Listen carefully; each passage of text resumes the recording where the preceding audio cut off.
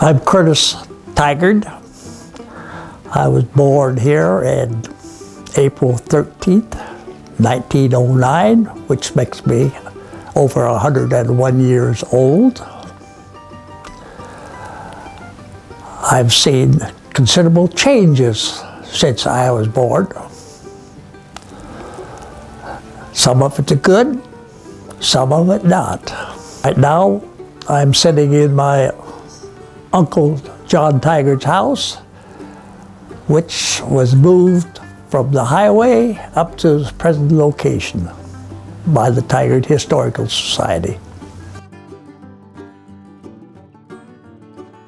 It was an agricultural situation, I guess, when my grandfather got here in 1852.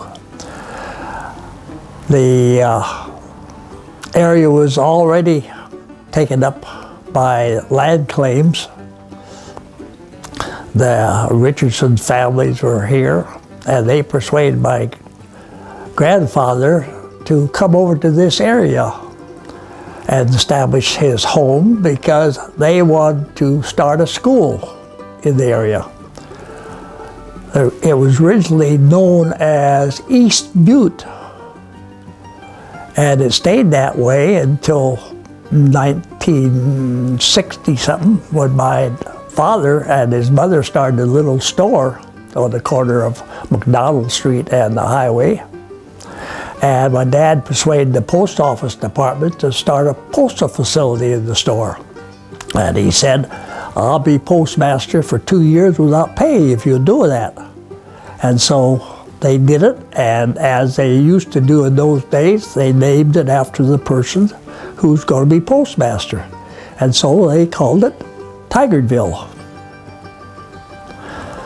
Well, Wilsonville had already been established, and so we had Tigardville and Wilsonville. And when the railroads came through in 1907, they thought maybe the freight would get mixed up between Wilsonville and Tigardville, so they just shortened the name to Tigard. And that's how the area became known as Tigard.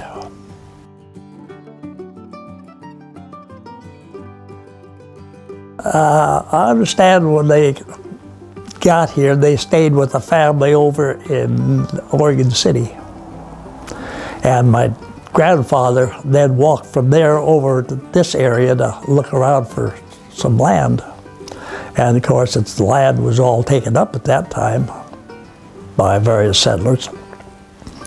And the Richardson family, was two of them, and they wanted another settler in here with some kids so they could start a school. So they persuaded the Matthews family to settle them half a section, 320 acres. Well, he didn't have any money, so the Richardsons loaned him the money, which was actually 2 oxen, I understand, and he used that to pay for the half a section of the land. Then, of course, he had to work it off, cutting timber for the Richardson families. So that's how he happened to settle in this area.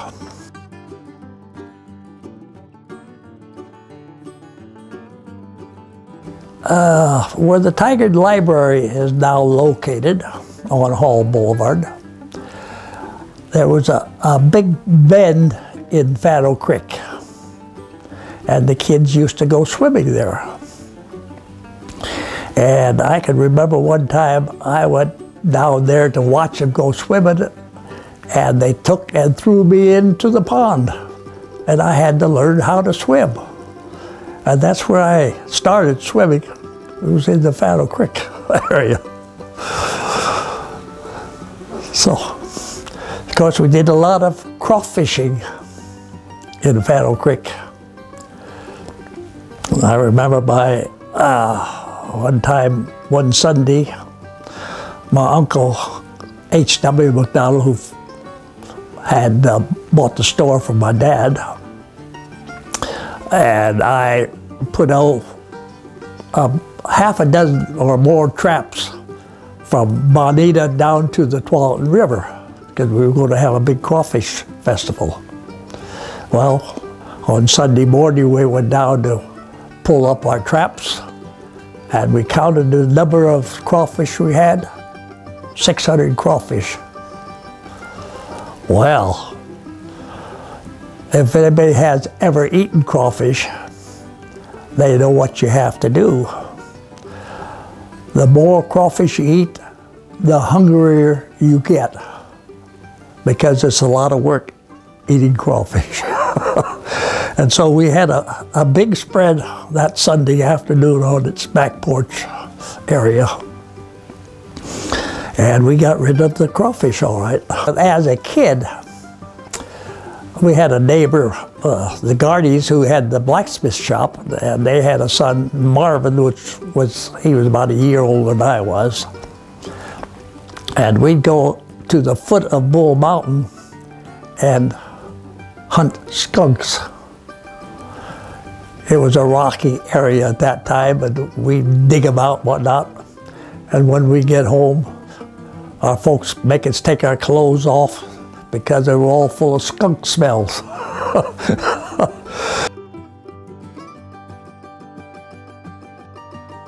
We had 3.5 acres land there, and it was all agricultural, raised grain for the cows and the horses. And then my mother had a big garden on part of it. So when my dad got a Ford, why, he said, you got to learn how to drive. So we went out to the field, and we got our driving lessons. So after we became 16 years of age, why, we got a driver's permit. And I've been driving ever since. I imagine a long time ago, there's probably mostly trees around, but as people settled in, of course, they took down the trees for wood and various things, and to get the land for agricultural purposes. When I was growing up, the folks had 20 acres of wooded area pretty close by, and I would have to take a cow over to that area and then go on through and go to school. Well, then after I got through the class in the school, well, I had to come back through the area and pick up the cow if I could find her.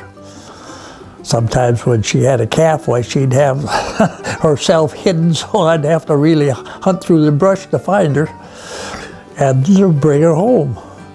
And I even got so I could ride that cow. But over by the Catholic cemetery was a down slope on the road. When she got to there, why, she'd just lower her head and start running, and I'd slide right off. So I'd get her home. And I had a nice white horse, and we'd be over in the pasture, over in the woods. I'd get on him and ride him. And of course, he didn't want anybody to be riding him, so he'd take a run for the brush. And you'd have to be like an Indian to be along the side of his neck to keep from being swept off of by the trees. Well, I've been athletic, you might say, all my life. Going back, I went to Beaverton High School. And from Beaverton High School to where we lived in Tigard was about 6 miles. Well, when I became a sophomore, why, I started practicing football and whatnot. Of course, we didn't have any transportation at that time. So what do you do? I walked home from Beaverton up here, 6 miles. The Beaverton Bakery got a good reputation back in those days. It still has. Maple bars. We bought 6 maple bars for 15 cents, and I ate those on my way home. I walked on the railroad tracks to the Tigard, and then the road back up to home. As it was back in the old days, it was all farmland. And a lot of the farmland was on the backside of Little Bull Mountain. So a lot of the Oaks and the settlers and the Shecklers and all those people lived over there. They were all farmers.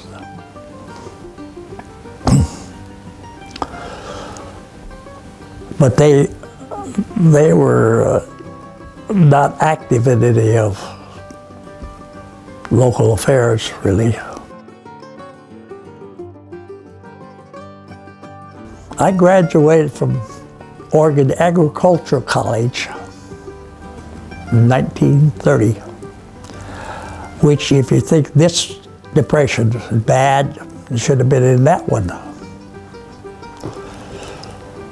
I couldn't get a job in a bank. And it wasn't for 5 years. So I finally got a job with the U.S. Bank of Portland. Although during that period of time, I did part-time work for the First Bank of Tigard because my dad was president of the bank, and the cashier, Williams Evans, was looking out, trying to get a job for me, and he was the one that actually persuaded the bank to hire me. 5 years. And I became in the meantime, I'd learned how to run the bookkeeping machines and various things at the First Bank of Tigard. Part-time employees. And then after I got on with the U.S. Bank, I'd learned how to run the bookkeeping machines and all the rest of the things to run in a branch. So they transferred me down to Albany, 1935, that fall. So that's where I started my really banking career. My dad and John Tigard had ownership of this 20 acres over there. And I persuaded my dad to give me his half, and Uncle John's kids had the other. And so I got in touch with them and found out how much he wanted for his half of the thing. He said, if you get me a new Chevrolet, well, you can have the half. So I bought a new Chevrolet and drove up to Seattle and delivered it to him and got the deed to him.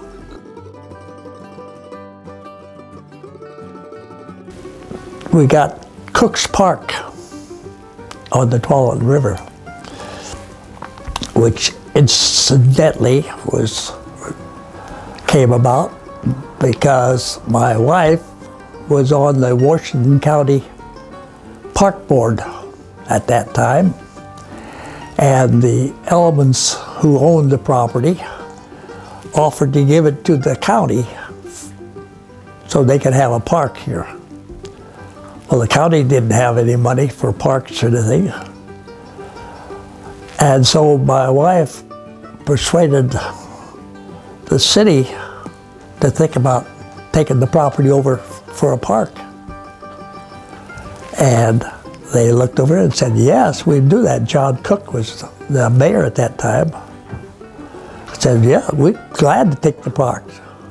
And so they named it Cook's Park in favor of the mayor at that time.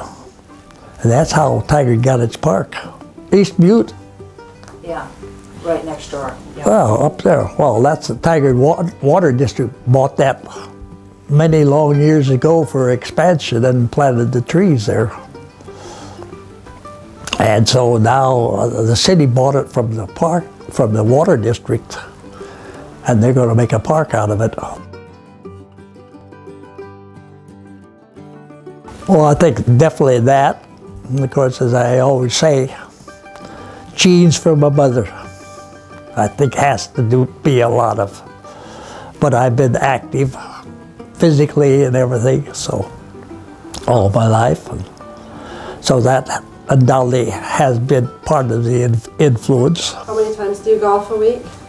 How many times? Oh, I don't, not now, not this. I used to play 3 times a week, but now I just go out occasionally, just to be with the guys and hit the ball around. I'm a pretty good putter. My putting is the best part of my game now. Of course, it doesn't take much to hit the ball.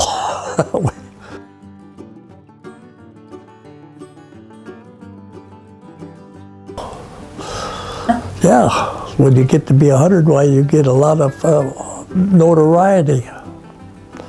Had a big party, the Historical Society and the library and everything put on a big party for me, invited everybody in. A lot of people I hadn't seen for a long time came. Be interested in what's going on around you and be involved in it. Hello, my name is Martha Worley, and I'm Vice President of the Tigard Historical Association. I'm here in the John Tigard House on this first day of October 2010 with Curtis Tigard. If you'd like to know more about the Tigard Historical Association, you can reach us at www.tigardhistorical.org.